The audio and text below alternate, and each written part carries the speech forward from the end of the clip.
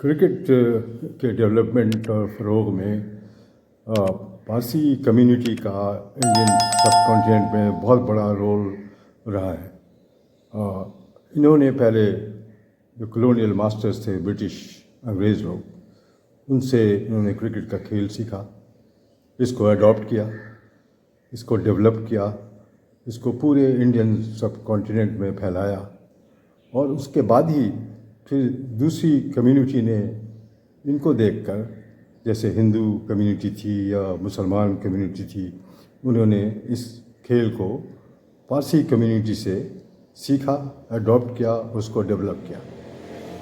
اور اسی وجہ سے جو پارسی لوگ تھے ان کی دو ٹیمیں، بھارت کی جو دو ٹیمیں پہلی بار انگلینڈ کے دورے پہ گئیں 1886 میں اور 1888 میں،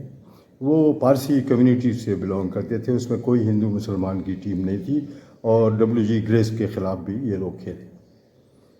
اور اسی طرح اورینٹ کلب، پارسی جم خانہ، پارسی کلب، اس طرح کی چیزیں کافی انہوں نے بمبئی کے علاقے میں اور کلکتہ کے علاقے میں ڈیولپ کی پارسی کمیونٹی نے۔ اسی کی کڑی آپ سمجھیے کہ کراچی کا جو کراچی پارسی انسٹیٹیوٹ ہے وہ ہے، جو کہ کراچی کے سینٹر میں سینٹ پیٹرکس کالج کے قریب واقع ہے، اور ایک تاریخی حیثیت اب یوں رکھتا ہے کہ جب پاکستان کا قیام ہوا 1947 میں، تو اس کے بعد یہ کلب تو ایگزسٹ کرتا ہی تھا، کراچی پارسی انسٹیٹیوٹ، اور اس کا جو کرکٹ گراؤنڈ ابھی وہاں موجود ہے، وہ جو کلب ہے اس سے کم نہیں تو 20 گنا زیادہ ایریے کے اندر واقع ہے، اور اب بھی وہاں کلب کرکٹ ہوتی ہے۔ لیکن کراچی پارسی انسٹیٹیوٹ کا تاریخی مقام یوں ہے کہ پاکستان کے قیام کے بعد جب یہاں پہلی official cricket, first class cricket شروع ہوئی 1953 میں جسٹس کارنیلیس کی توسط سے، تو قائد اعظم ٹرافی کے میچز اس گراؤنڈ پہ بھی ہونے لگے، اور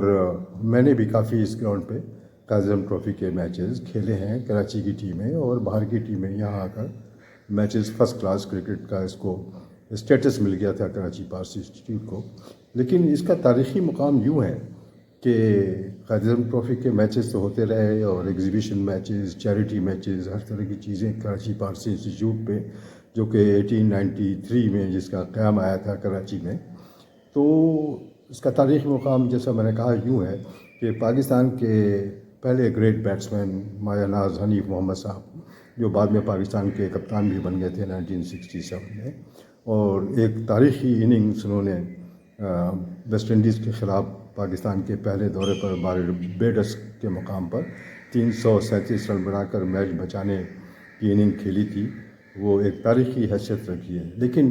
58 اور 59 ڈومیسٹک کرکٹ سیزن میں انہوں نے اسی گراؤنڈ پہ ایک اور نیا ریکارڈ بریکنگ اننگ کھیلی، جو کہ سر ڈان بریڈمن کا جو فرسٹ کلاس کرکٹ کا ریکارڈ تھا 452 کا، یہ نیو ساؤتھ ویلز کوئنسلینڈ کے خلاف، وہ اس کو انہوں نے 28 سال کے بعد اس ریکارڈ کو یوں توڑ دیا کہ انہوں نے فرسٹ کلاس کرکٹ کی ایک اننگ میں کراچی سے کھیلتے ہوئے بھاولپور کے خلاف قائد اعظم ٹرافی کے سیمی فائنل میں 499 رن بنائے ایک اننگز میں، اور وہ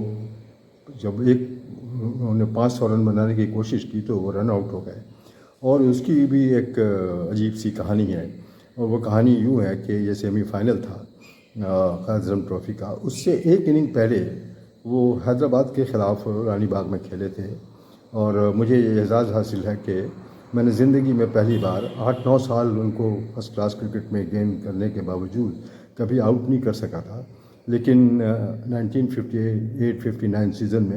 میں نے ان کی وکٹ لی، وکٹ کیا لی کہ انہوں نے خود وکٹ دی، 129 رن بنا کر وہ آؤٹ ہو گئے، اور کیچ آؤٹ ہو گئے جب انہوں نے چھکا مارنے کی مجھے کوشش کی اور مس ٹائم ہو گئے۔ تو میرے لیے فخر کا مقام یہ ہے کہ میں نے ایک دفعہ حنیف محمد کو 9 سال میں آؤٹ کیا، پہلی اور آخری بار۔ لیکن جو تاریخی حیثیت کراچی پارسی انسٹیٹیوٹ کی یوں ہے کہ اس 499 کی جو اننگ تھی، وہ حنیف محمد خود بتاتے ہیں کہ وہ رن آؤٹ یوں ہوئے کہ وہ اسکور بورڈ کی غلطی تھی اصل میں، جو اس زمانے میں مینول اسکور بورڈ ہوا کرتا تھا، تو اس پہ 2 بالیں رہ گئی تھیں چوتھے دن کے کھیل میں، اور ان کے کپتان تھے ان کے بڑے بھائی وزیر محمد صاحب. وہ حنیف محمد کو پتہ پڑا کہ اب 2 بالیں رہ گئی ہیں اور اسکور بورڈ پہ ان کا اسکور لکھا ہوا تھا 496. تو انہوں نے پلان یہ بنایا جو کو انہوں نے مجھے بتایا اپنی آٹو بایوگرافی میں کہ میں 2 بالیں جو باقی رہ گئی ہیں اس پہ میں 4 رن لے لوں گا کہیں پلیس کر کے گیند کو. لیکن ان کو یہ پتہ نہیں تھا کہ یہ اسکور بورڈ جو ہے غلط ہے. انفیکٹ ان کا اسکور اس وقت 498 تھا جب اسکور بورڈ 496 دکھا رہا تھا. اور انہوں نے 2 گیندیں باقی رہ گئی تھیں اس کی 1 گیند پر انہوں نے رن لینے کی کوشش کی اور تیزی سے دوسرا رن جب لینے لگے تو کسی فیلڈر کے تھرو سے وکٹ کیپر کے ہاتھ میں رن آؤٹ ہو گئے. اور بہت ہی افسوس کے ساتھ جب وہ واک بیک کرنے لگے پیویلین کی طرف تو اسکور بورڈ نے ان کا اسکور دکھایا 499. اس کا مطلب یہ کہ وہ 498 اسکور پر تھے. اگر 498 اسکور بورڈ پہ لگا ہوتا تو وہ ان کی اسٹریٹجی ڈیفرنٹ ہوتی 500 رن بنانے کی. وہ 2 بالیں باقی تھی, کسی ایک بال پہ وہ 2 رن بنا لیتے یا کوشش کرتے کہ وہ اس کھیل کے خاتمے سے پہلے ہی وہ 500 رن بنا لیتے. تو بہت افسوس ہوا ان کو. اور جب بھی وہ کبھی اس سلسلے میں بات کیا کرتے تھے تو وہ کہا کرتے تھے کہ میں اسکور بورڈ کی غلطی سے آؤٹ ہوا. وہ 496 میں لگایا ہوا تھا, میرا اسکور 498 تھا. تو جب میں آؤٹ ہوا تو میں دیکھا 499 اسکور ہے. تو ایسا بھی ہوتا ہے کرکٹ کے اندر. لیکن کراچی پارس انسٹیٹیوٹ کو ایک تاریخی مقام مل گیا اس 499 کے اسکور سے کازم ٹرافی میں. یہ سیمی فائنل تھا جو پاکستان جیتا بھاولپور کے خلاف, اور فائنل میں سروسز کے خلاف اسی گراؤنڈ پر فائنل ہوا جسے کراچی نے سروسز کو شکست دی. اس میں جو حادثہ پیش آیا, عبدالعزیز وکٹ کیپر وہ ہارٹ کے مریض تھے, ان کو آف اسپنر دلدار ایوان کی گیند لگی اس میٹنگ وکٹ پہ KPI کے گراؤنڈ پر اور وہ جان بحق ہو گئے. وہ زندگی سے ہاتھ دھو بیٹھے. لیکن جو تاریخی مقام کراچی پارسی انسٹیٹیوٹ کا دنیا میں ہے وہ اس وجہ سے کہ اکثر جو جرنلسٹ اور صحافی باہر کی دنیا سے آتے ہیں انگریز وغیرہ, وہ اس گراؤنڈ کو دیکھنے بھی جاتے ہیں کہ یہاں پر 499 ریکارڈ بریکنگ ڈان براڈمن کا ریکارڈ توڑا حنیف محمد نے. تو یہ ہے کہانی حنیف محمد اور 499 رن کی جو ان کی اننگ تھی بھاولپور کے خلاف کراچی پارسی انسٹیٹیوٹ پہ, جس کو انہوں نے امر بنا دیا. قمر احمد. سیاسی پوائنٹ کو سبسکرائب کیجئے اور لائک کیجئے اور گھنٹی بجانا نہ بھولیے تاکہ آپ کو ہماری نئی ویڈیوز کا نوٹیفیکیشن ملتا رہے.